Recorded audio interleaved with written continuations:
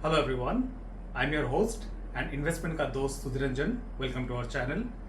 इस वीडियो में हम लोग डिस्कस करेंगे रतन इंडिया के स्टॉक के बारे में।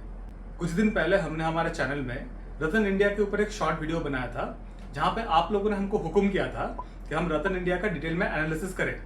तो चलिए आ गया रतन इंडिया के ऊपर डिटेल वीडियो, क्योंकि आपका हुक्म सराखों पर। इस वीडियो में हम डिटेल में देखेंगे कि रतन इंडिया का बिजनेस मॉडल क्या है, कंपनी का फंडामेंटल्स कैसा है, टेक्निकल्स कैसा है, और एंड में आपको अपना ओपिनियन भी बताएंगे कि इस स्टॉक के बारे में हमारा क्या थिंकिंग है, हम पर्सनली स्टॉक को लेना चाहेंगे कि नहीं।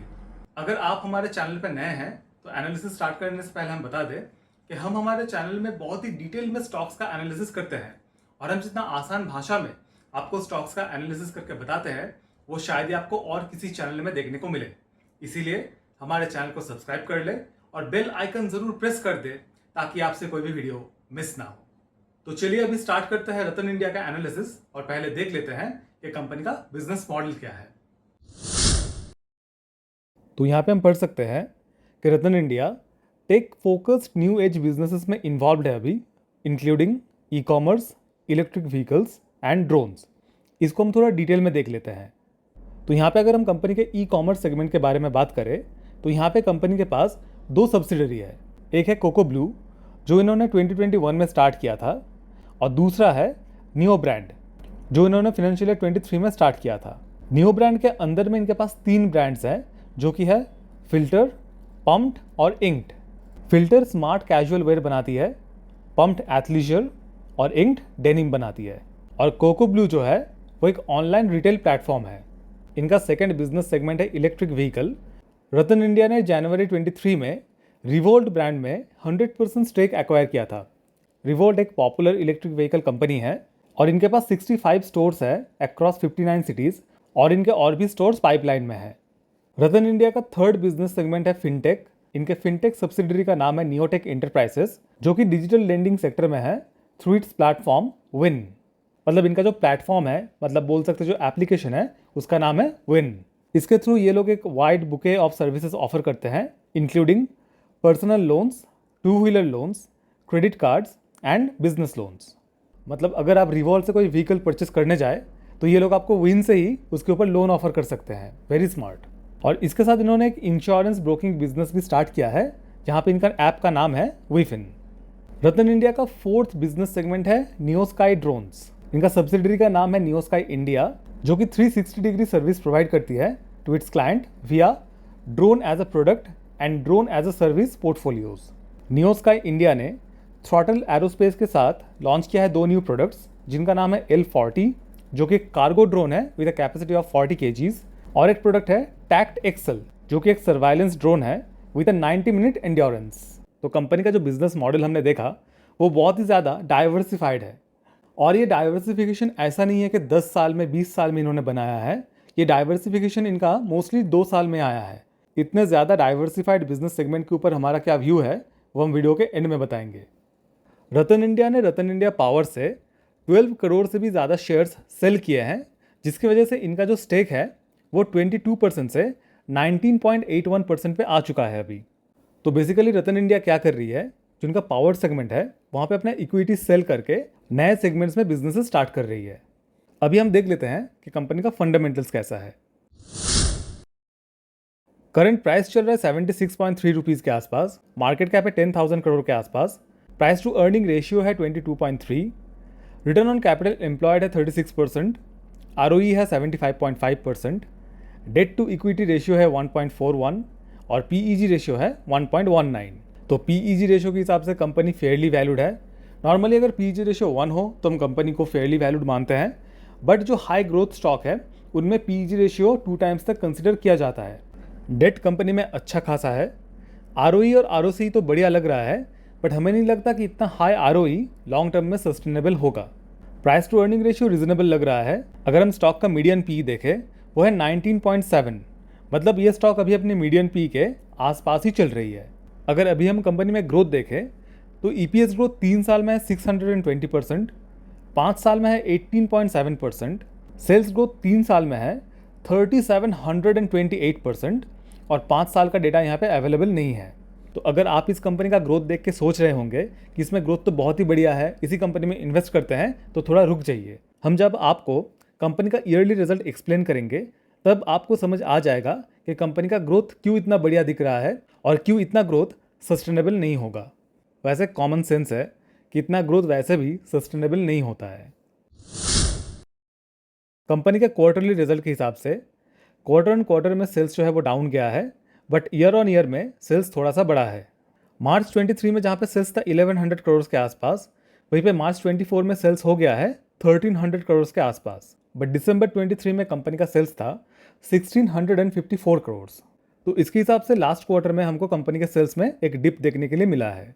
सिमिलर सिचुएशन हमको कंपनी के प्रॉफिट और ईपीएस में भी दिख रहा है। मार्च 23 में कंपनी का नेट प्रॉफिट और ईपीएस नेगेटिव में था। नेट प्रॉफिट था -138 और ईपीएस था -1। बट उसके बाद से 3 क्वार्टर्स में, जो कि है जून, सितंबर और दिसंबर, वहाँ पे हमको सेल्स, नेट प्रॉफिट और ईपीएस में ग्रोथ देखने के लिए मिला था। दिसंबर में तो जो नेट प्रॉफिट है वो 187 करोड़ और ईपीएस 1.36 पहुँच चुका था। पर लास्ट क्वार्टर में नेट प्रॉफिट घट के -82 करोड़ हो चुका है, मतलब कंपनी को लॉस हुआ है, और ईपीएस जो है वो भी -0.59 हो चुका है। यहाँ पे हम कंपनी के ईयरली रिजल्ट में देख सकते हैं कि फिनेंशियल ईयर 21 तक कंपनी का कुछ सेल्स ही नहीं था, मतलब टेक्निकली कंपनी का कोई बिजनेस ही नहीं था। फिनेंशियल ईयर 22 में सेल्स हुआ था 14 करोड़, फिनेंशियल ईयर 23 में सेल्स हुआ था 4100 करोड़ के आसपास, और फिनेंशियल ईयर 24 में सेल्स हुआ है 5600 करोड़ के आसपास। तो इस वजह से आपको कंपनी के सेल्स में इतना ग्रोथ देखने के लिए मिल रहा था 3700% का, क्योंकि कंपनी के पास पहले कोई बिजनेस ही नहीं था। और जैसा कि हमने कंपनी के बिजनेस मॉडल में भी देखा कि रतन इंडिया के जो बिजनेसेस है वो कंपनी ने 2021 से ही स्टार्ट किया है। कंपनी का ऑपरेटिंग प्रॉफिट मार्जिन जहां पे फिनेंशियल ईयर 21 में -1670% था, फिनेंशियल ईयर 22 में -156% था, वो financial year 23 and financial year 24 में 1% पे है। मतलब कंपनी पहले जो लॉस कर रही थी अभी थोड़ा बहुत पॉजिटिव में आई है। 1% प्रॉफिट मार्जिन वैसे बहुत ज़्यादा तो नहीं होता, ऑलमोस्ट ब्रेक इवन पे ही है कंपनी।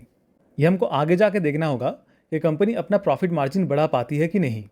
यहाँ पे अगर हम कंपनी का नेट प्रॉफिट एंड ईपीएस देखें तो फिनेंशियल ईयर 22 में प्रॉफिट था 554 करोड़, ईपीएस था 4.01। फिर फिनेंशियल ईयर 23 में प्रॉफिट ड्रॉप हुआ, नेगेटिव में आया -286 करोड़, ईपीएस भी नेगेटिव में आ चुका था -2.06। बट फिर से कंपनी फिनेंशियल ईयर 24 में प्रॉफिट में आया है, जहाँ पे नेट प्रॉफिट हुआ है 424 करोड़ और ईपीएस है 3.08। कंपनी का रिजल्ट्स देख के आप एक चीज़ समझ सकते हैं कि कंपनी में कोई भी स्टेबिलिटी नहीं है। ना सेल्स में कोई स्टेबिलिटी है, ना ऑपरेटिंग प्रॉफिट मार्जिन में, ना प्रॉफिट में, और ना ही ईपीएस में। कहीं पे भी कोई स्टेबिलिटी हमको नहीं दिख रहा है।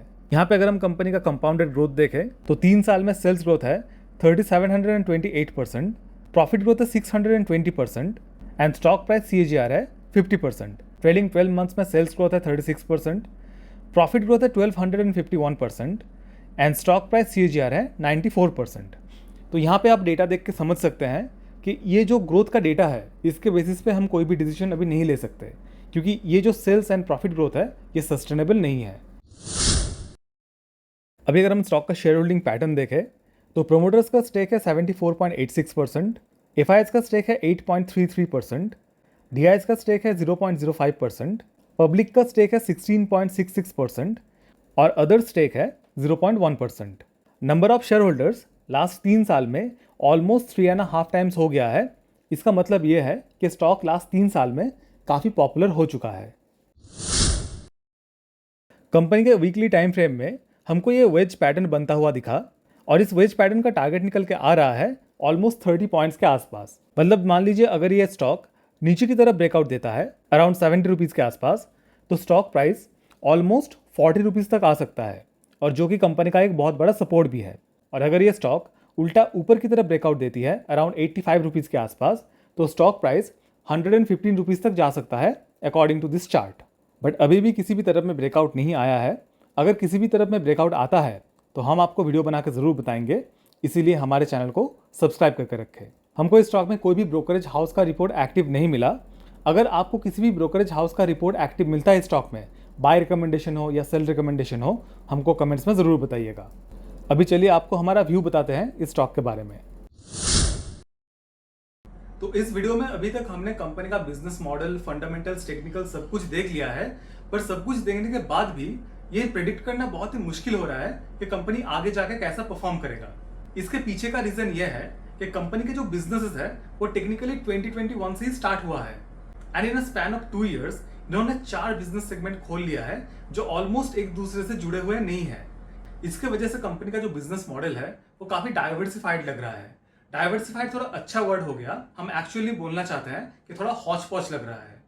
एक कंपनी मल्टीपल बिजनेस जरूर कर सकती है, मेरे खुद के मल्टीपल बिजनेसेस है, बट प्रॉब्लम कहां पे आता है जब एक कंपनी 2 साल के अंदर 4 बिजनेस स्टार्ट कर ले। एक अच्छा बिजनेस मॉडल क्या होता है, जब आप एक बिजनेस स्टार्ट किए, उसको इस्टेब्लिश किए और वो जब इस्टेब्लिश हो गया फिर आप अपना दूसरा वेंचर स्टार्ट किए।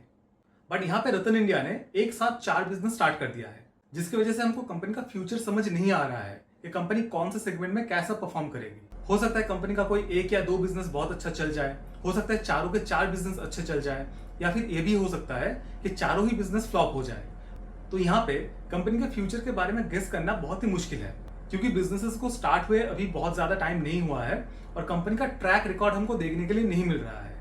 हमको कंपनी के सेल्स में, प्रॉफिट में, कहीं पे भी एक कंसिस्टेंट ग्रोथ देखने के लिए नहीं मिल रहा है। आप बोलेंगे लास्ट 3 साल में सेल्स में तो बहुत अच्छा ग्रोथ है, बट लास्ट 3 साल के हिसाब से हम कंपनी को जज नहीं कर सकते क्योंकि कंपनी का पेडिग्री नहीं है पहले से। इस कंपनी में अभी कुछ प्रेडिक्ट करना बहुत ही मुश्किल है। अगर आगे जाके हमको समझ आ जाए कि कौन से बिजनेस से इनका कैसा परफॉर्मेंस आ रहा है, तब जाके हम कुछ प्रेडिक्ट कर पाएंगे।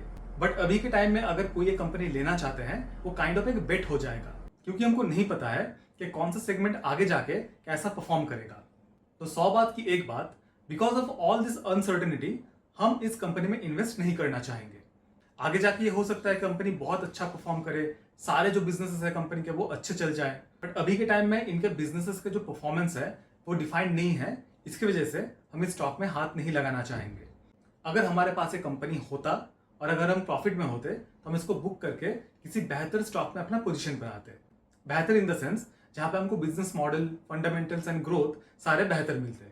एटलीस्ट इस कंपनी से बेहतर बिजनेस मॉडल अभी मार्केट में बहुत सारे अवेलेबल है। तो हम पर्सनली इस कंपनी में इन्वेस्ट नहीं करना चाहेंगे, बट आप हमारा बात मान के कोई भी डिसीजन मत लीजिएगा। आप तो खुद समझदार है, तो इसीलिए अपना एनालिसिस, अपना रिसर्च करके अपना डिसीजन खुद लीजिएगा। अगर आपने यहाँ तक वीडियो देख लिया है तो वीडियो को लाइक और शेयर जरूर कर दीजिएगा और हमारे चैनल को सब्सक्राइब डेफिनेटली कर लीजिएगा। और अगर आपका कोई सवाल है या फिर आप चाहते हैं हम किसी पर्टिकुलर स्टॉक का या म्यूचुअल फंड का रिव्यू करें तो हमको कमेंट्स में जरूर बताइएगा। आई am your host and investment का दोस्त सुधिरंजन साइनिंग ऑफ। मिलता है नेक्स्ट वीडियो में। Thank you.